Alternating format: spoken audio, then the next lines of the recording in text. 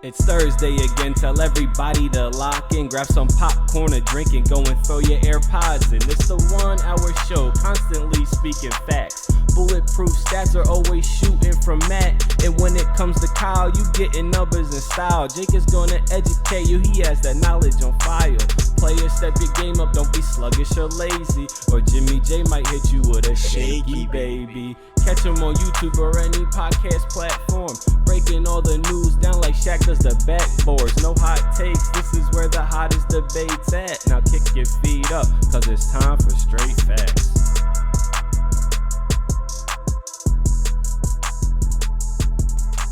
What's going on, y'all? Welcome back to Straight Facts, a sports show that educates and entertains. Y'all know who we are. I'm James Jackson. That's Kyle Searick. That's that Matt Robinson. No Jake Galley. He's on a little IR, 3-week IR a little bit. Podcast IR. That podcast IR. That's how we got to take some time off too, y'all. Man, this be taking a lot out of us. So rest up, my man Jake. We'll see him back in a couple of weeks. But we got to jump right into this thing, man, because not only is it's like the best time of the year for sports, y'all. Oh yeah. We got all four going on right now. I'm waiting for the first sports equinox day where we got all four running on the same day. Yep. But for that, we're gonna jump in a little bit of NFL and a lot of NBA for this podcast. But first, we're gonna go into the NFL first, really quick, just get that out of the way. But there's a lot of things that we got to talk about, and some teams are starting to fall off, man.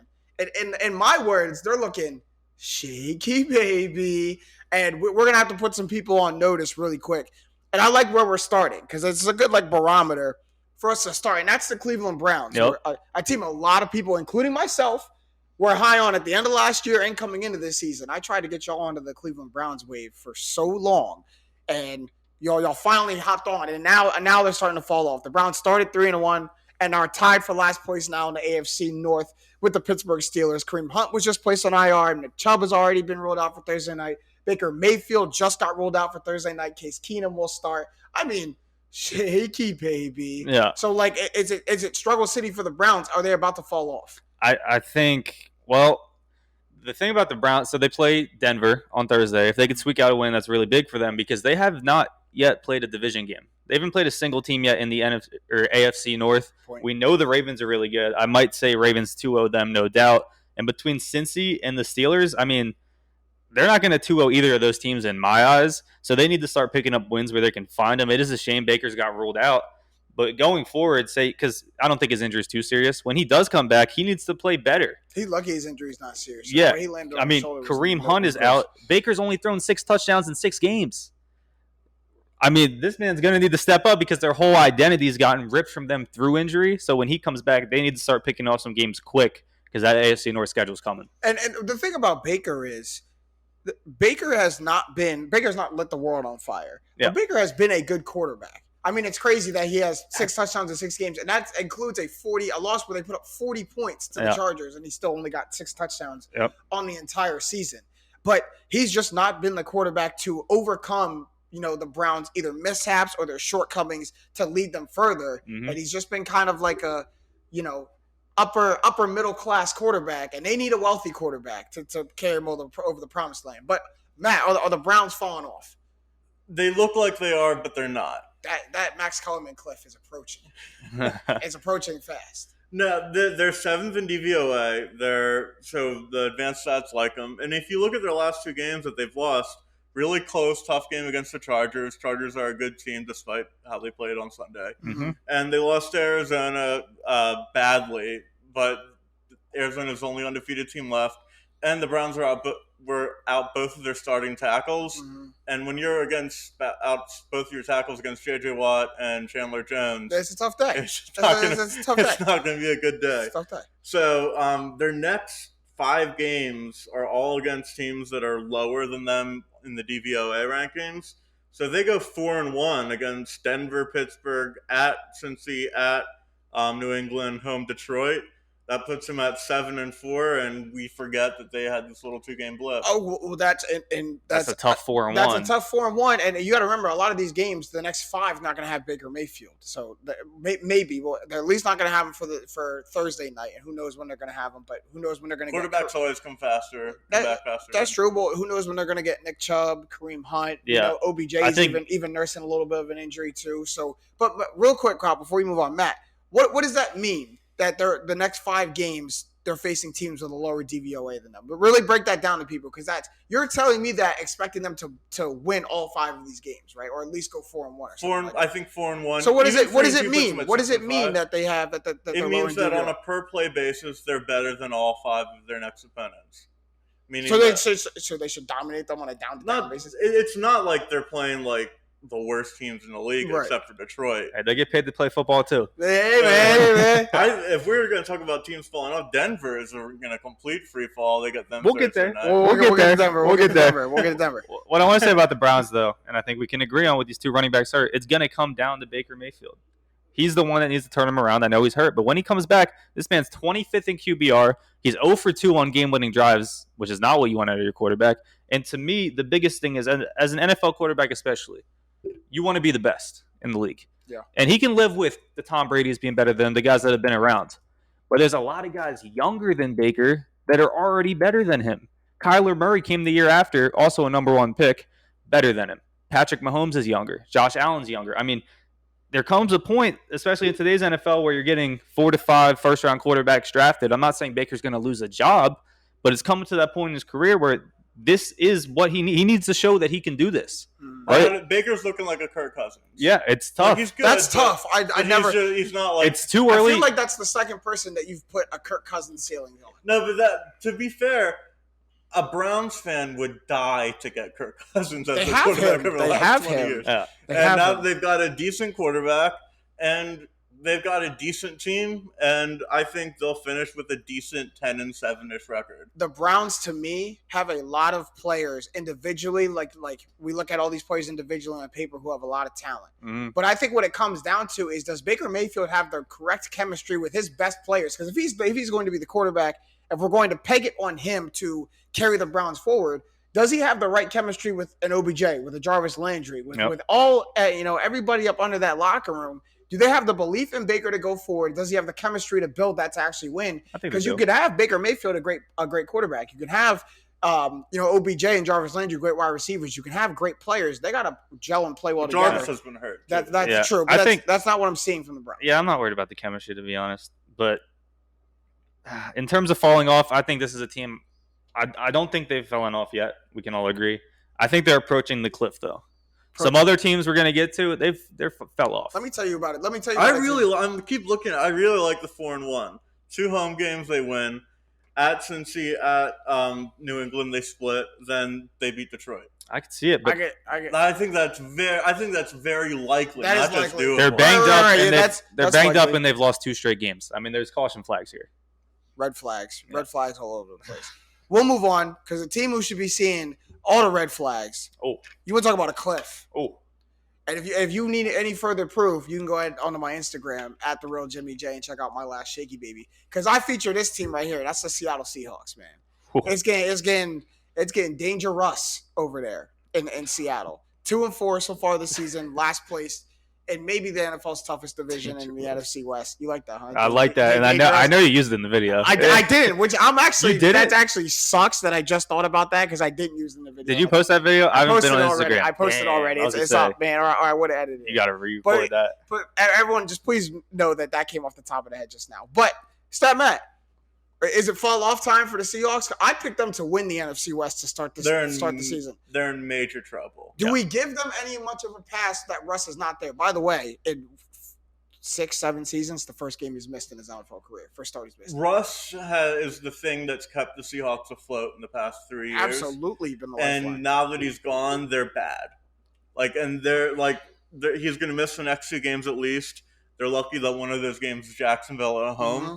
But the Saints, who I think are meh, I think they're a clear favorite to beat Seattle. I don't know what the line is, but it's Geno Smith versus Jameis Winston's a wash. But the Seahawks Jamal Adams has been such a bust and they don't have a first-round pick. They're in real trouble.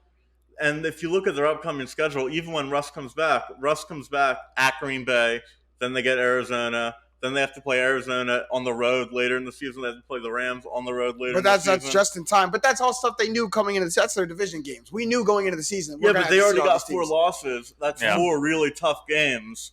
That puts them at 8 if they can't win them. And then 9-8 doesn't make the playoffs in the NFC. And 9-8, 5-1 teams. 9-8 seems like a lofty expectation. Out of what we saw from Geno Smith, there's no way they should have been in that game at the end of the game. That was the Steelers being the Steelers and letting them hang around. Yeah. Geno Smith has a 34.7 QBR, and the only quarterbacks worse than that this year are Jared Goff, Davis Mills, Justin Fields, and Zach Wilson, and I'm giving Justin Fields a pass on that. So really, 3 rookies and Jared Goff, whose own coach said he needs to play. You know better. what I mean? So like we're in terrible company right now. I don't see it getting much better until Russ gets back. Who are they beating? No, it's tough. So the one thing you can give the Seahawks is they are playing tough this season. They're just not winning games. I mean, 2 overtime losses, and they've only scored 9 less points than they've allowed. But at the end of the day, you're 2-4, and you just mentioned Geno Smith, who is 5 times the downgrade of Russell Wilson. And your starting running backs hurt, even though Alex Collins looks very serviceable. But Geno Smith, he came in, he got that 98-yard drive, 10 for 11 passing. We were like, whoa, Geno Smith can actually maybe do something. And then he has a week to prepare, to think about that he's going to be a starting quarterback. And now he's Geno Smith again. He can't get it done. He can't throw the ball downfield. That's what we've seen so far. And he has Tyler Lockett, a deep threat. He's got DK Metcalf that can run good routes and get open 10 to 15 yards down the field. And it's not happening. His yards per attempt are 6.9.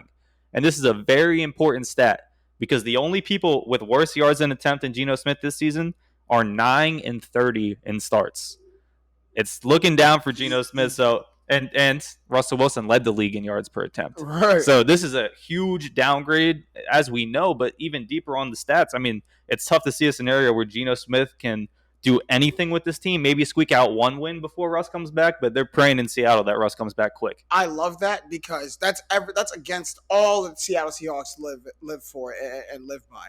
And that's important because for 6 seasons they've never had to do a game without Russell Wilson. It's never had to be done. Mm-hmm. So there's no plan B. There's no alternate game plan. So when Geno Smith comes in, we all know that the Seahawks are a running football team, but the reason that Russ leads the league in yards per attempt because it's pound the ball, and then when we take a shot, when we do throw the ball, we're taking shots down the field. Yep. Our just primary source of yardage comes from the run. So Geno, you've got to be able to do that, and he showed very quickly that he cannot. So if you can't execute that game plan, it's either Geno's got to learn how to execute it, or Pete Carroll and the Seahawks are going to have to do something they haven't had to do since before Russell Wilson was on the Seahawks, and that's changed the game plan. And that's quarterback's going to have to do different reads. One thing's got to give. Which is tough, too, because the only reason they were in that game, and I know they're going to keep running the ball, but it was because Alex Collins played amazing. Mm-hmm. He looked like even an upgrade to Chris Carson at times.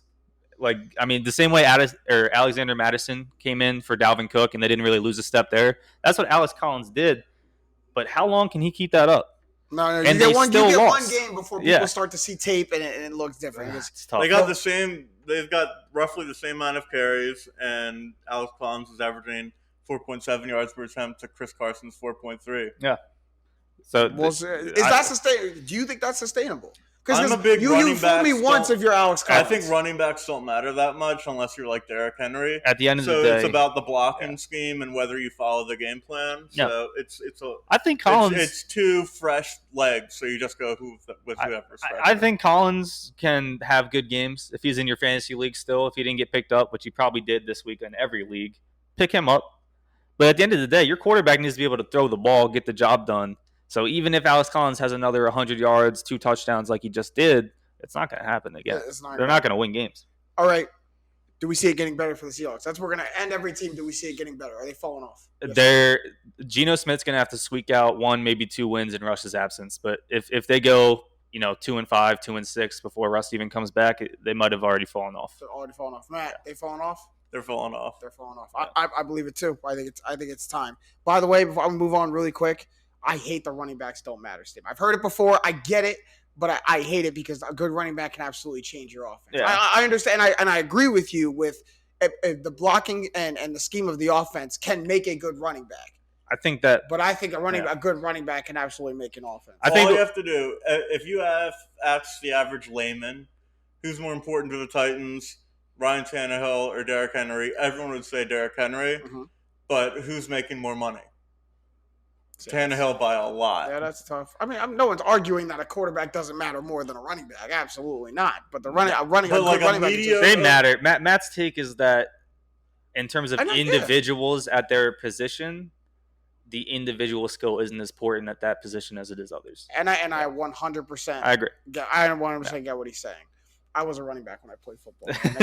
we gotta matter. We gotta matter. All right, we're moving on because this team also it's a division team for me. So I'm kind of glad that they might be nearing a cliff, but they might not be.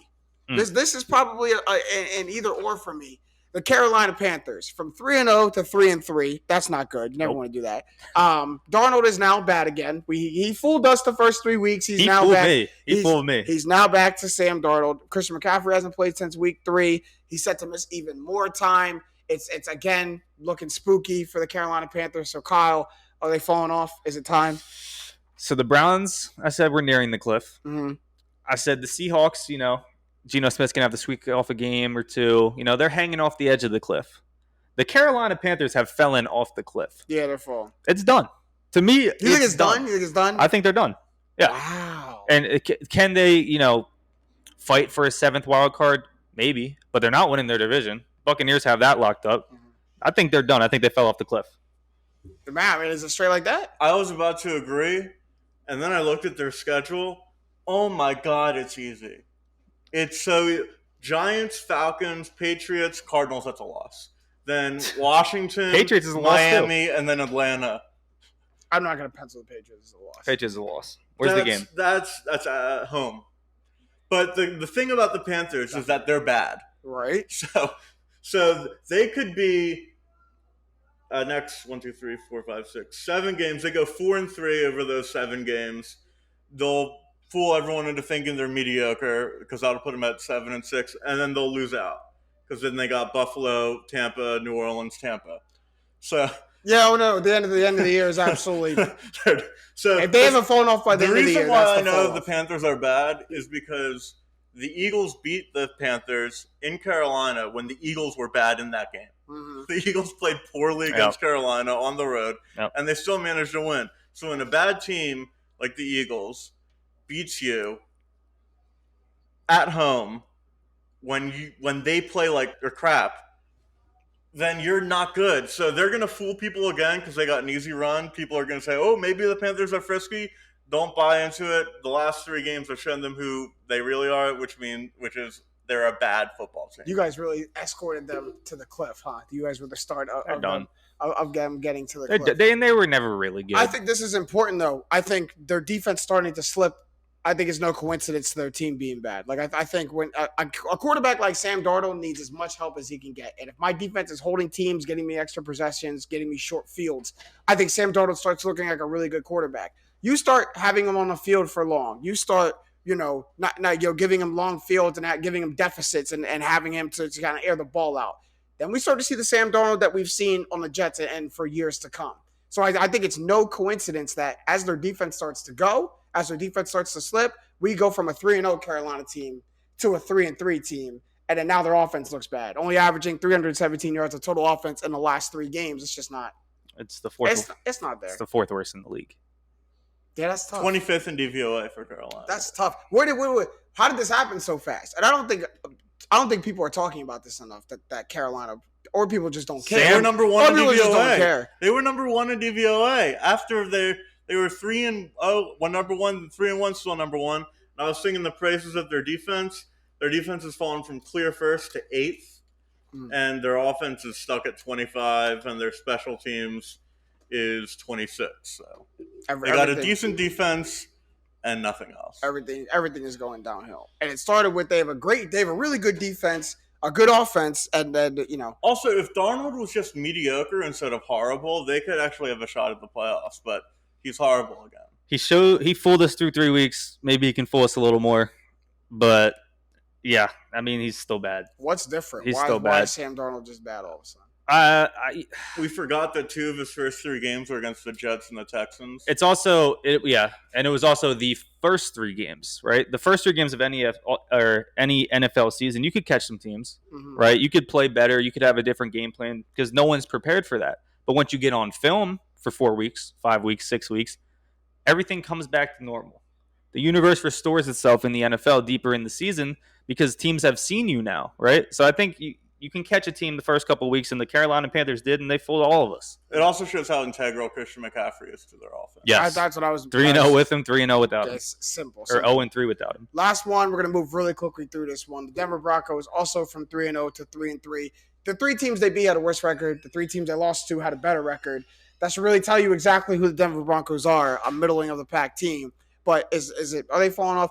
I don't think there was anything to fall off for the Denver Broncos. I think 3-0 just happened to be like a good for you start, and they're just regressing to the mean now. This isn't a fall off. This is just where they should be. Bro, I said they were a playoff team going into the. Yeah, I said they were getting that last wild card. So yeah. I think. Well, so you said 3 teams with the worst record they won. 3 teams with the same or better they lost. I think so. They're right.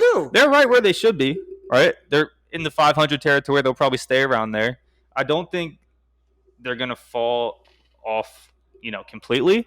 Right. Because I mean, you still have worse teams on your schedule, right? You still have no one's hurt, right? You still have the same, guys going off. So I think the Broncos can still find wins because they've been playing competitive games, right? Besides last week against Vegas, where they scored some late points, didn't really matter though. They've been pretty competitive. I think they could still get some wins. Them losing to Vegas at home after all the turmoil Vegas had during the week and losing their coach. I know it's a big rivalry game, but you can't lose that game against a team that's completely in disarray and expect to be considered a contender. I think I disagree. I think the Vegas guys use that as fuel. I think a lot of those guys came out the ball. How do you focus on like a game plan and stuff like that? Yeah, that's where coaching comes in. No, from the Broncos they side, had a full that's a week, game that happened last Monday. From the Broncos side, that's a game I got to win. We're still too close to that. That's a game where, you can't overcome your locker room turmoil on our expense. You and can't do that. The 3 teams we said 3-0 against bad teams, 0-3 against good teams. I don't think the Steelers or the Raiders are good. I think they're both mediocre at best. I don't think the Raiders Baltimore's really only the good team. I think they're a below average football team who got a favorable schedule to start the season. I think the Steelers are good. So not falling off for the Broncos. No, they're not good. He doesn't like them. Is fake. They're falling off. So there's nothing to fall off. I don't think they're falling off. I think So you don't think they're falling off? No. I think the Panthers 3-0 is fake. I think the Broncos, they're right where they should be, and they can make a move soon. They're not gonna only win 20% of their games from here on out. They're not that bad of a team. They're gonna be competitive. They're gonna win games. That's probably where I got them. That's 4 I want to say 7 there's a better shot of them going 10-7 than 7-10, but I really don't believe it. You can't. But I think 9-8 is where I see them. We might have to settle there. We're gonna move on, y'all, because it's an exciting day. It was an exciting day yesterday. Now the rest of the NBA gets to join. The NBA is back, man. And I don't know about y'all, but on the lowest of keys, we kind of blinked and the NBA season was here upon us. It was crazy. But maybe because everyone in this city or around it in Philadelphia has been focused on everything but basketball for the past, for the entire summer. But nonetheless, the NBA is here. And if last night didn't provide us anything but a great opening night, it showed us the narratives that we've all been wanting to see, man. Last night or Wednesday night, or Tuesday night, we should say, the NBA tipped off. First, it started with the Nets and Bucks, and then it went to the Warriors and Lakers, too. Very good games. But I want to focus first on that Nets and Bucks game because that's one narrative that everything, all of the Kyrie Irving drama that's been surrounding the Nets. People have been wondering, man, how are the Nets going to do without Kyrie? How do the Nets survive without Kyrie Irving if it is a survive? Last season, the Nets had the same regular season win percentage with Kyrie as they did without him. That's 66%. And that is the first point I wanted to make on this. Is let's not act like the Nets haven't had to live life without Kyrie Irving before. Yeah. It's not business as usual because it's one of your stars. But this is no surprise. This is not anything you haven't prepared for before. So I think there is an avenue that the Nets survive without Kyrie Irving. But Kyle, what is that avenue? How do they? What's their game plan to start? It's going to be tough. So you mentioned 66% with him, 66% without him last year. But it's a little misleading. When you look at the games that they played against teams that went on to make the playoffs, when Kyrie was on the floor, they beat 62% of those eventual playoff teams. Without Kyrie, they were 50-50, 50%. They won however many games, lost the same amount. So regular season, I think you're not going to see a significant dip night for night or night tonight, like losing Kyrie without him on the floor. But if you go the whole span of a whole season without Kyrie, who knows how long this is going to last? You're going to fall in terms of playoff seeding. And if it comes to the playoffs and Kyrie still isn't playing, which I know is so far down the line, their championship aspirations significantly suffer without Kyrie. Absolutely. He's there. You could see it Tuesday night against the Bucks. Yeah. Like you could see where Kyrie Irving was missing. You could see that they need him out there on the floor. And like, is that a sign of things to come? Like there's just going to be a season of them missing Kyrie Irving.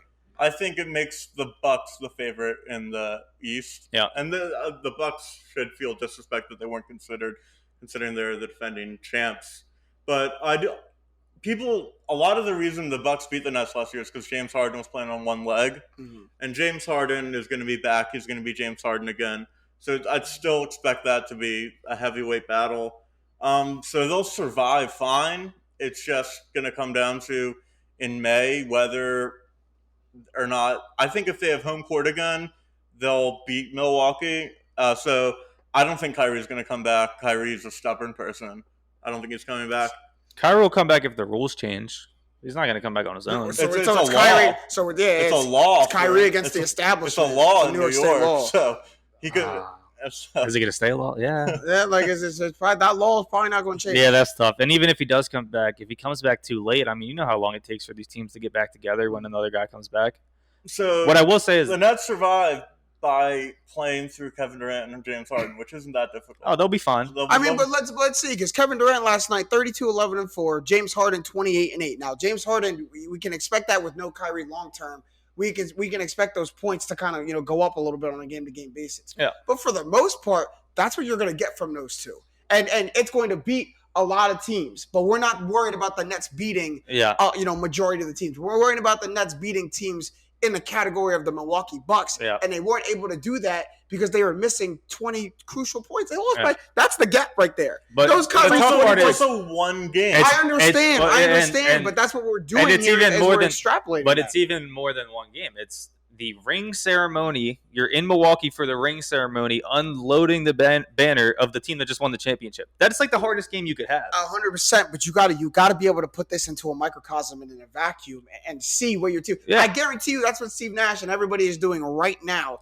is noticing the pattern of Tuesday night. But you also have to realize it's the first game of an 82-game series. 100%. I get that. Yeah. I don't think – I think, as I said, like, they'll be fine. They'll make the playoffs. They're just going to suffer a little bit. This team's clearly – we know they're not as good without Kyrie. But if there's one of the three you want to miss, it's Kyrie. Who's the – maybe fast. But who's the step-up guy? Who's the next man? It's not L.A. I'll tell you right now, it's not LaMarcus Aldridge. No, I love LaMarcus Aldridge. But Unc was getting cooked out there last night, and it's not L.A. I like the depth that they added Patty Mills. It's going to be a collection of the guys. Joe Harris still has steps he can make. Bruce Brown has shown flashes if he can become more consistent. Ron Carter let me down last night. My West Virginia boy, he was lost. I kind of liked what I saw. Defender. You're not going to like this. I liked what I saw from Blake Griffin, man. Yeah. I liked what I saw. It's more than the thing is, I know what we're getting. I know what we're getting with Blake Griffin. And you can say the same thing about Patty Mills, but Patty Mills last year had one of the best seasons of his career. Mm-hmm. So, I mean, contract. It's definitely a collection. Yeah. And Patty Mills, you can't rely on Patty Mills every night. He's a hot and cold guy. Yeah. Unless he plays for Team Australia, then he's always great. But I want him on my team. Patty Mills is one of the people in the NBA. I want him on my team. 100%. A solid vet. Real solid. An interesting stat, though, if you take each of the Nets' big three, Harden, Kyrie, and Kevin Durant, if you take each player's 15 highest scoring games of last season and look at the Nets' record in those games, it's pretty alarming. James Harden, they were 13-2 in his highest scoring games. KD, they were 10-5 in his highest scoring games. 66%. That's where they were. Kyrie, only 8-7 in those highest scoring games. Yeah. When Kyrie is the highest scoring output on the floor, they're only 8-7. Now, there's a lot more context. It wasn't him being the highest scoring output. It's just if you look at his highest points he scored. So Durant could have had 40 in a game. He had 35. He had 35, right? But his 15 highest. That's what I'm saying. Games. So what does that show? What does that show? I think if you're going to lose one, you want to lose Kyrie. That's what I say. But yeah, what it shows is that they still need him. Right? Mm-hmm. It's not going to hurt you night to night in the regular season. Yeah. Right? You'll lose maybe 4 more games in the regular season without Kyrie. Only 4, maybe 5. But when it comes to the playoffs, they're going to need him.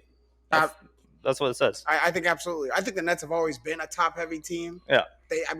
They have a semblance of a bench this year. They still don't really have a scoring bench. So it's they got tough look letting Dinwiddie go after with all this Kyrie stuff. And Karis LeVert. So they moved all of their LeVert they had to move all of their solid pieces, right? But for this reason to get people. So like you move all of your supporting roles and you have this 3-crown system. Yep. You need those 3 crowns to show up a night in, night out. That's how your offense works. It's going to be tough. I don't know if we can lock them into a top 3 seed anymore in the East. That's a big statement. They could slip to 4 or 5. 100%. There's not enough good teams in the East. Yeah, who goes in that 3 spot, Kyle? You have the Bucks. Your beloved Sixers. You making room for your Sixers there? I think the Sixers are currently the 3 with the Nets at 2. But then I think the Heat could find a way. I think the Heat are 3. We saw Knicks get a 4 seed last year. And the Hawks are right there too. The Hawks, Celtics. Yeah, maybe they don't fall too far, but well, you know what? We'll save that because we're going to get into playoff teams in a little bit. We got one more team that everyone's been talking about. We didn't get our chance to talk about them yet. And now, if you want to talk about the Unks, that's the Los Angeles Lakers, man. They grabbed all the Unks at the barbecue and challenged all the cousins to see who could go win the NBA championship. LeBron and all his friends. LeBron and all his friends, man. And if a 1-game sample size shows anything from the Lakers, and it's going to take a little bit before everything is all gelled out. And LeBron said that today. He went through it in Miami. The first year of the Miami Big Three, they struggled in that first month. And then they went on to go to 4 straight NBA Finals. So he went through it in the first year in LA. So LeBron first year in Cleveland, they started. Yeah, LeBron knows that this thing is not night and day, but it didn't look great. And the most glaring part of it was one thing that everyone was afraid it was going to be, and that was Russell Westbrook last night, or Tuesday night, I should say. Yeah. His usage rate was at 19.3%. I've never seen a Russell Westbrook usage rate under 30 in my life. And he was at 19 by far, or it was his fifth lowest usage rate in a single regular season game since 2010 at 780 total regular season games. Crazy. So that's where it is, man. Like, can this new look Lakers team work? Can they integrate Russ? Yeah, I mean, it's weird because there's 2 ways to look at it. One, Russ needs to handle the ball, and LeBron needs to play a little more off the ball. You think of LeBron, he just really became a point guard in the last 4 years, right? Always been a facilitator, but he's been the primary ball handler not too long now. So you can switch it, let Russ play his normal way. Or 2, he needs to switch his play style. He needs to be more of a pest on offense. He needs to make a lot of cuts, right? He needs to be the guy crashing boards. I know he's a point guard, but we know how Russ can board up. I mean, he's going to have to change a little bit and not just stay on the perimeter. And what he can't do is be a 3-and-D guy. Not saying that he'll be a 3-and-D guy, but he can't be shooting 8-9 threes a game and give us the same Russ if he's going to only have this type of usage rate. I mean, I think it's going to be on Frank Vogel to figure out the lineups. Last night was a growing pains Russ game. Yeah. Anthony Davis was -2. LeBron was -2.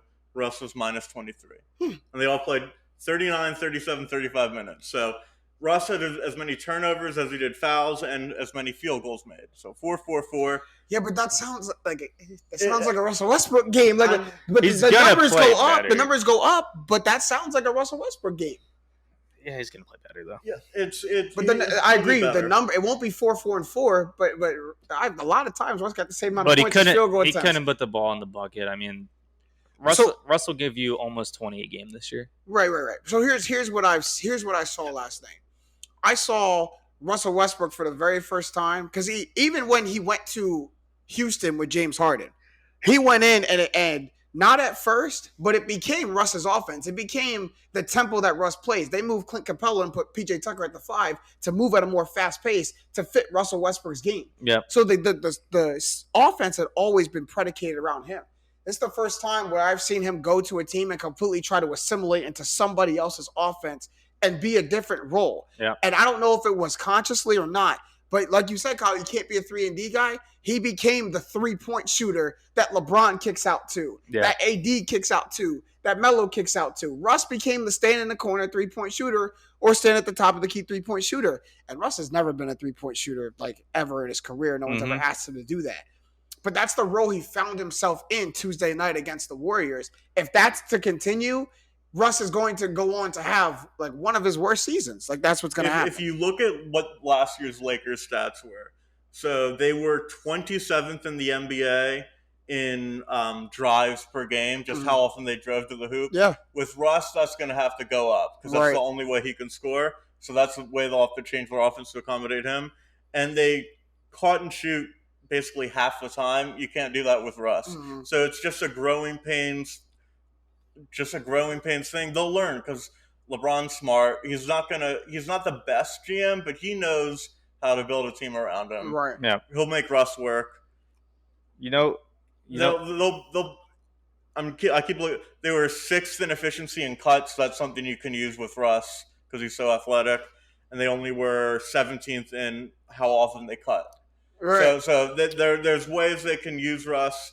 And when you get into later big game potential, like Russ can be a stalwart defender because he's going to play his butt off every single night as we've seen for his whole career. What I'm worried about is the closing get me a win lineup, because then you got to put all your stars on the floor. Then it's going to be Russ, LeBron, Carmelo, Anthony Davis, and then I don't think Melo's in that lineup. I guess Rondo. You cannot. There's either, no way Carmelo Anthony is not in the You closing can't have Rondo lineup. there. You can't have Rondo. Who you have on the court. You can't have Rondo and Westbrook. The guy that you have on the court is Talon Horton-Tucker. But that, you need a shooter out there. So that's the problem that the Lakers run into now. Is I have all of these like great players, these upper echelon players who should see the floor in these big moments. Like Carmelo Anthony, to me, should be on the floor in a clutch moment. He just should be one of the most one of the best shot makers in league history. He doesn't need to be. Russell Westbrook, but you have these guys. Like you're gonna tell me that Carmelo Anthony's not gonna see the floor if you're on offense, in a closing lineup. If you're on offense, you put him in. But that's the problem. That's fine. No one's focusing this. I'm taking defense. We're focusing on offense. LeBron can hit game winners. Anthony Davis has hit NBA Finals game winners. But it's not just about Carmelo hitting the game Anthony. winner. I need someone who's going to make the right basketball decisions at the end of the game. Rondo, you don't think LeBron is going to 100%? He's going to have the ball in his hands. But I can't have an end of the game situation, and Rondo, one of the best decision makers in NBA history, is not on the floor. I can't do that. You can't justify that. If you lose the game, you can't justify that move to me. But that lineup is still good. What, without him on the floor? Rondo, Braun, Russ, AD, Melo. That's still a great lineup to have in the game at the end of a game. There's no shooting. I don't think the spacing – Melo's only on the court to shoot. I guess. It's not I think Melo's the best part of Melo's game to me is not a spot 3-point shooter. I trust that That's team. not the shooting. But then you might have to put like Malik Monk in there. You know what I mean? No, Talon Horton-Tucker, easily. But regardless, so who are you taking off in the closing lineup? In the Rondo or Melo? You can't justify that. You can take off Rondo because LeBron's such a good passer, and Russell Westbrook's also a point guard. It's not what you have on the floor. It's not what you have on the floor. It's what you took off the floor. Like, I get LeBron's still a great passer. Rondo is still on the bench. Rondo just helped me win a title 2 years ago in that closing lineup. But that lineup is still so you can't good justify it. To me, you can't justify having. And that's fine. Like, but you can still have that lineup at the end of the game, and it's a good lineup. 100%. 100%. What I will say, though, is I figured it out, how we're going to use Russ. I figured it out when we were talking. Go ahead. And Frank Vogel, by the stats at least, did a little bit of it last night. So we said Russ minus 20, whatever. LeBron and AD were single digits, -2, -3, whatever it was. That tells me Russ played a lot on the court when LeBron and AD weren't on the court. And that is going to be his role this year. He's going to start, but Russ is one of 10 guys in the league that I can realistically say can play 48 minutes tonight. And he could do that for a week straight. Yeah. Right? So I think him in this second unit, and he'll still start, but he's going to play extended minutes, is where this is going to be a huge boost to the Lakers. Yeah. Russell Westbrook at the start of second quarters, at the end of first quarters, when your first rotation's coming off and he has to be the guy again, he's not going to play this bad. Mm-hmm. And that is a great boost to have when most of your starters are off. I think that is going to be his role. And maybe they tried that last night. That's what the box score tells me. I agree. I actually heard Tim Legler say this morning. About moving Russell Westbrook to the bench. I was going to offer it up to see what you guys I wouldn't move him to the bench. And if you do, maybe not move him to and the if bench. you do, you bring him in quick. You pull Rondo at 7 minutes. Absolutely, he's the first person off the bench. But I bring that up to say, like, that's the same concept. Yeah, his main role is with the second unit, and my second unit with Russell Westbrook and Carmelo Anthony. I don't care who. It's better than anybody else's second unit. Off the bat, it's better than anybody else's second unit. I think it opens the floor. Yeah. It makes Anthony Davis the primary scorer on the first unit, so the ball's not being taken out of his hands. I think the Lakers are the best if Anthony Davis is the primary scorer on offense. Mm-hmm. So I think that's good for them. I think it takes pressure off of a lot of people in a lot of places. But Lakers do got to figure it out. It's going to take a lot of time to gel. Mm-hmm. But where do you see them ending at the end of the regular season? I think they'll be second or third in the West, maybe even first. They got a legit shot at that first spot in the West. Yeah. Who else? 3 seed. The question, who else is big? I mean, it's like Jazz. I don't think the Jazz going to do it again. I don't think the Jazz are going to. Regular season. The Jazz are the favorites to do it again. I don't think they're going to do it again. I think the Suns are going to have a great regular season. Me too. Yeah. I think the Suns finish Denver's first in there as well. Yeah, absolutely. Yeah. Really, we'll move through it really quick. I don't got much to say. We got some news breaking out of the 215. Ben Simmons got kicked out of practice. We are not the first people to tell you this. So I'm not going to waste my time going through all of it. Y'all heard Ben Simmons got kicked out of practice for refusing to sub into a drill. He's now suspended for the season opener. What's the solution here in Philly? To me, it's trade him for a bag of peanuts and get him out of here. To me, it's do exactly what you thought you were going to do. Just let him not be here. Take his money. If he's disruptive to the team, you can suspend him. You can fine him. If he wants to come and play, okay. If he actually wants to play, if not, you can bench him. Keep him on the bench. I say anything. You keep the trade market open, but you still don't settle. You see this vending machine behind me? If whatever team wants to stock this vending machine for Ben Simmons, that's a fair trade because he is doing you. That's more value than what you have right now. I don't think he's going to disrupt this team. It hurts not having him there and knowing you have this trade piece. But I don't think he's going to disrupt the team. Matt, what's the resolution we do?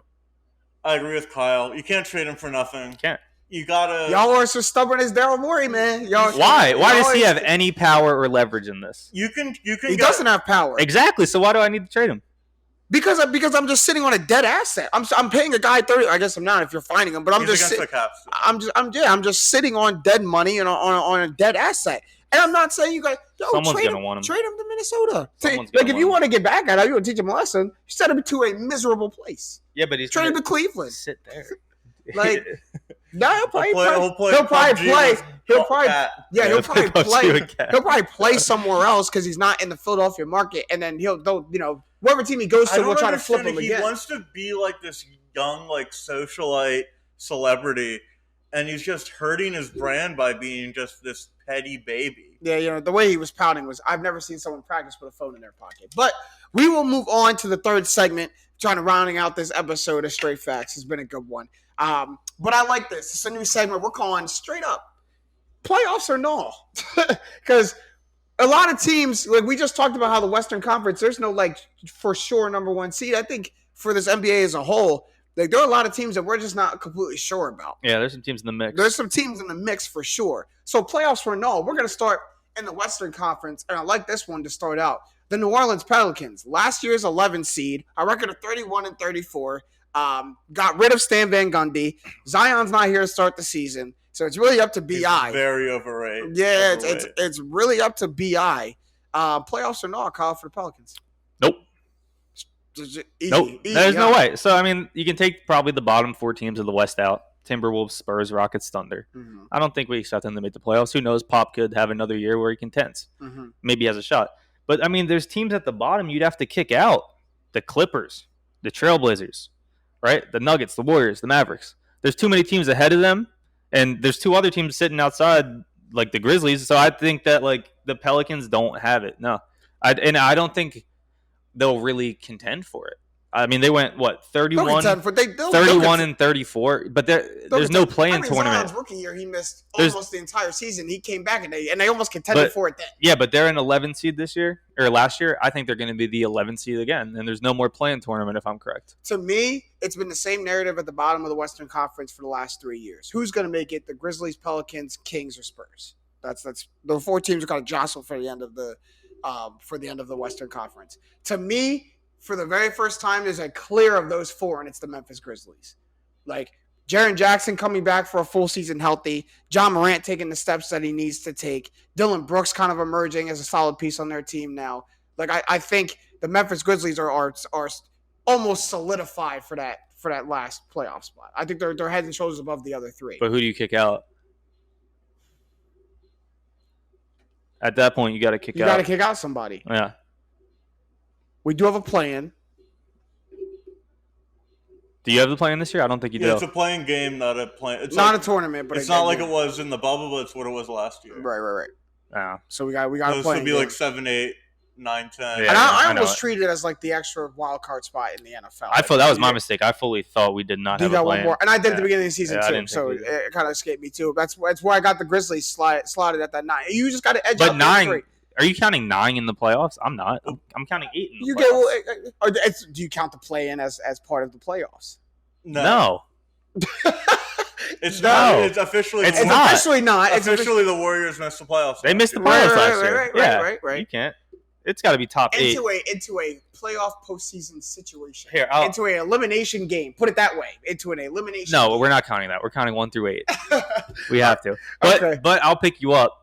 But the answer is no, because we're arguing. Now we're discussing with the Pelicans. Grizzlies. We're not even discussing the Pelicans. We're discussing the Pelicans Grizzlies are no. So Matt, what do you think about the Pelicans? Zion is not. All right, let's move on to the Grizzlies. Right. And I can pick it up because I actually do think the Grizzlies are going to be a playoff team.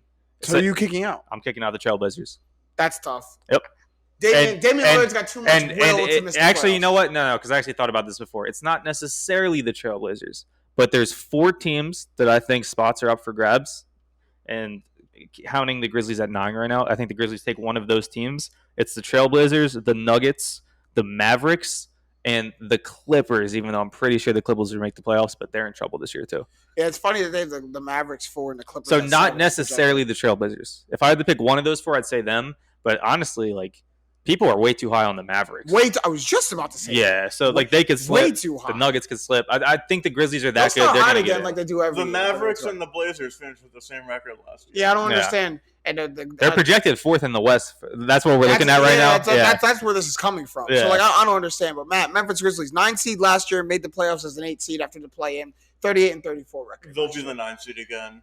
There's just too many good teams. That's why I got them. That's why I got them. Good teams. I think they get it, man. They'll be 46-36 and miss the playoffs. I think they got 1 or 2 more years of these hurdles, and they start becoming a 3-4 mainstay in the West. But they got a couple more years of getting beat down at the bottom. The thing I think we know this, but we're not giving them enough credit for. Maybe I am. You guys aren't. They did it last year. They were the 9 seed. Yeah. They won the first game against who they played, the Spurs, whoever they played. And then they beat the Warriors, and they made it in. Right. And now I think their roster is better. Jaren Jackson's healthy. Last year, you're only getting 25 minutes out of him when he came back. He's set to make a huge jump. John Morant's probably an all-star this year. I mean, I think they're going to do it again. There's too many good teams. It's not an indictment of the Grizzlies. Yeah. It's really not. I agree. It's whoever gets the 9 in the West is going to feel like they got snubbed. And I'll feel like they did too because all 9 deserve it. It happens. Talking about the team who just missed it last year, the Golden State Warriors, 8 seed last year, missed the playoffs after the play-in tournament.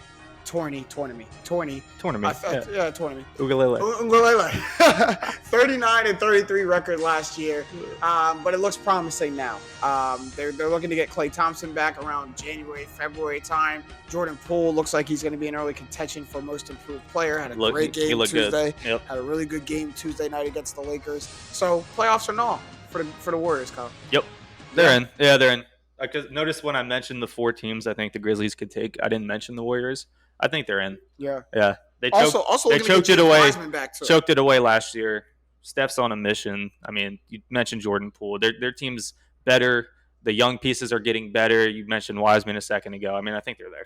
The Warriors went through their turnover phase of everyone from our championship regime has left. The new guys are coming in and haven't really learned the system. Now we're starting to see from the role players, like the Warrior system work, right? Like we're starting to see guys play better than what we thought they were. Jordan Poole is going through the Warriors making me better system right now. If you remember, I think other players are going to follow suit with that. If you remember after the draft, I thought they had probably the 2 biggest steals of the draft with Moody and Kuminga. Yeah, I think 2 of those guys, one of them is going to step up and play valuable minutes this year too. For me, it depends on Klay and how he is when he comes back. Yeah. Because he's missed 2 years, ACL, then Achilles. Brutal. If he's Klay, they could win the title. Yeah. They could legitimately win the title. And if he's not, they're like in the mix with like Portland and Dallas, like for like the 5-6 place. I agree. The 73-9 core is still there. The 73-9 core is Steph, Klay, and Draymond. That's also 6 years old. I understand, but it's. He's not saying they're going to go 70. I'm not going to say that. I'm saying the successful Warrior DNA is still. It's all still there. They didn't lose any part of that core. So that just means the Warriors are making the playoffs to me, not setting the NBA record for most wins of the season. But I think so too. I absolutely believe that, and they're not going to be in flux. Last year they were in flux. Everyone spent time hurt. People were in and out of the lineup. Steph Curry didn't really have anybody to play with last year. They're not in flux like that this year. I think they get it done. So that rounds out our playoffs or not for the Western Conference. Let's move back over to the Eastern Conference now. It's just as exciting, and a team that they were a bright spot on your big board. A plug for Kyle's big board, by the way. Go get that on YouTube. Top 5 most improved teams of the NBA season. And two of them on this list were in there. But we'll start here. The New York Knickerbockers. Actually, 3 of them were. 3 of them, yeah. We'll start the New York Knickerbockers, of course. 4 seed last year, 41-31 record. One of the most exciting teams in the NBA of last year. And they improved, just like you talked about. Evan Fournier is on the squad now. A bunch of improvements. So playoffs or not. Yeah. Yeah, New York Knicks are in the playoffs. I mean, they got the 4 seed last year, which was ridiculous. And now with Kemba and Emma. And I said it yesterday in the big board. I'll plug it again. Go check it out. But I think the point for me, and I said it, and I think it was a good point, is that the Knicks might not see more regular season success than the 4 seed. But they can accept that, and I think they've set themselves up for more playoff success. They're going to get there. I have them in. They're going to fall back a little, but they'll make the playoffs at like a 7 or 8. Yeah, I can see that. They'll fall back. Even with the additions, like we got Cardiac Kemba and MSG now. Yeah, but I don't think the Celtics will be as bad. I think the Hawks are going to take a big step forward in the regular season. Just look at how the end of the season, they were on fire, and then they carried that through the playoffs.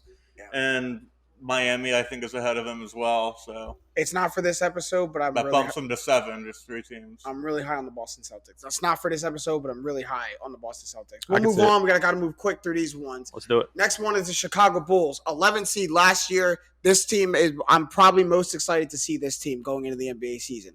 Yeah. 11 seed last year, 31-41 record. But they're different. They're completely different from where they were last year. Yep. I got them in the playoffs this year coming up. Kyle, you got them in the playoffs? Playoffs or no? I got them in, man. My head tells me they're in. I got them in. But I got to take them out. What? They're out. You know why. They're out, though. We'll get to why I do know why. In a second. But you got hidden agenda. They're out. You got hidden agenda. Okay, well, I got to pull a team out. Now, I'll touch on the next one. I got the Bulls out. They squeak in at 8. With the additions. I think they're better than the Pacers. Like they're not better than the Pacers. Pacers are out too. Okay. Yeah, Pacers are out too. There's one spot up for grabs. I think there's going to be one spot to take because I think the top 7 teams of last year are all going to make it this year in the East, and that Washington's not going to make it again. No, they're horrible. They're not going to make it again. They're not that bad. The Bulls are ripe to slide in. Zach LaVine, Lonzo Ball. They're exciting. They should. Show. They Come should. On, man. I'm going against it. They should. Nah, they're better. They're better on paper, at least. They're better than the Pacers. I agree. They're better than the Hornets. On paper. They're going to be like last year's Knicks, but not as good. Huh? They're going to be like last year's Knicks, but not as good. Like fun, but not a contender. I also want to throw in, because we're not really going to hit him. Matt said he's high on them. I'm not that high on the Hawks this year again. I think the Hawks will fall back to what you thought the Knicks were, like 7-8. And they'll be in that 6-7. But like that's playing tournament. They could get out of that. Hawks will be the 3 seed. That's crazy. Wow. Yeah. Okay. Yeah, we'll circle back. We'll do a check tape and we'll circle back to that one. Yeah, just because you gonna have to defend that one. Stamp that one. All right, Indiana Pacers, 9 seed last year, 34-38 record, also lost in the play-in tournament. Playoffs or no? They're out. I think they're out too. Yeah, they're out. I mean, so you guys. You can only be middling for long before it falls off. So you both put the Bulls and the Knicks in. So that means for you guys, you got to say they're out, right? The Pacers. Yeah, Pacers and Hornets are out. Pacers are out. Pacers and Hornets are out. Pacers are out. But the easy one, Pacers are out. Okay, but they're not better than the Bulls. They're best. I mean, their 2 best players. Like when your best player is Sabonis, and I got no qualms about Sabonis. Sabonis is nice. He's nice. Your best player is a powered forward Sabonis. That doesn't really scream playoff team to me. When your best player is homeless Nikola Jokic, you're not going to make the playoffs. Homeless Nikola Jokic. That was mean. That's actually crazy. That was mean. You didn't need to say that. What's Sabonis ever do to you? Nikola Jokic is Sabonis MVP. Sabonis isn't even a center. But A, lefty. He's a white European big man. So was Laurie Markkinen. Homeless. Why? Because his haircut? His hair don't look No, like but that. they played on the Laurie Markkinen's a shooter. That's true. Last one, really quick. Charlotte Hornets. Again, another very exciting NBA team. I will not let you overhype them and put them in over the Bulls because you love Terry Rozier. I'm not. I'm putting him in because of the team. And I think LaMelo Ball is... Show your work. LaMelo Ball is going to be the best player on that team this year. Probably, yeah. And then you have Terry Rozier coming off of a career. You have Gordon Hayward, who was their leading scorer before he went down. You pick up a Kelly Oubre. Mm-hmm. A young core like we talked about yesterday on the big board, all making leaps, right? Yeah. Like Terry Rozier is their fourth oldest player at 27, coming off of a leap out of his year last year, could make another one. PJ Washington, Miles Bridges, Book Knight's a rookie, LaMelo Ball, sophomore year jump. I'm huge on them. I mean, I think they're an 8 probably, but I'm going to put the Hornets in for sure. If Michael Jordan hadn't done anything else for the Charlotte Hornets, he knows his team and he knows like the kind of basketball they play. The additions that they made are all in the same lane of the Hornets. Like Gordon Hayward may be the most outlier on the team, but you go out and get Kelly Oubre. To me, fits the Hornets style of play very well. You draft Kai Jones and James Bouknight. Great picks. Great picks. Yeah. Great picks for who your team is. Yeah. Do they make you better? Maybe. Bouknight does. Maybe marginally. They may make you a little bit better. Bouknight does. They don't. Bouknight's going to play. He's going to play. I don't know if they make the Hornets marginally better than they were, but they are great for the team, and they're still like when you get one dominating force to come in there, you get one superstar to come in there. I think it automatically jumps the Hornets up to a contender team. But I give props to Michael Jordan for this offseason. He got the right pieces for his team. I think LaMelo Ball will play all-star caliber basketball this year. And I want to say he's going to be an all-star. The only thing is this team spreads the love, man. You watch these Hornets play. And he's not going to score enough. Anyone will go for 20 a night. It doesn't matter who. Like there'll be probably 10 different guys on this roster with 20, 25-point games this year because that's how the Hornets play. They're going to miss Devontae Graham. No, they're not. I don't think mediocre. He didn't have a good season. You have a better point guard this year than Devontae Graham. I think the only thing that holds LaMelo out for All-Star voting is I don't know if he's going to be better than LaMelo. I'm still not sold on. Devontae Graham had a horrible year though. Devontae Graham still was like a key portion in them being mediocre. No, he wasn't. We gotta wrap this up. I just want to put the point in real quick. LaMelo Ball's sophomore year jump as your starter with an Ish Smith backup, I think is better than a mediocre Devontae Graham season last year with a LaMelo backup who didn't play for 60% of the year, didn't start. Well, we'll see. We'll see if LaMelo has that. We're going to wrap this episode up very quickly. No countdown today. We're going to go real quick at the buzzer. You guys got something to say at the buzzer? I wore the pitch shirt. Matt's a Clemson fan. I'm going to the game. I'm going to the game. So Kenny for Heisman, he's going to throw about 4 TDs. And Pitt's the favorite. Exactly. It's wild. We are very good. DJ Ungolele. Remember the name, DJ Ungolele. He's been disappointed. Clemson, it's their first time being underdog against an ACC team since 2014. Yeah. That's crazy. You got something to say at the buzzer, Matt?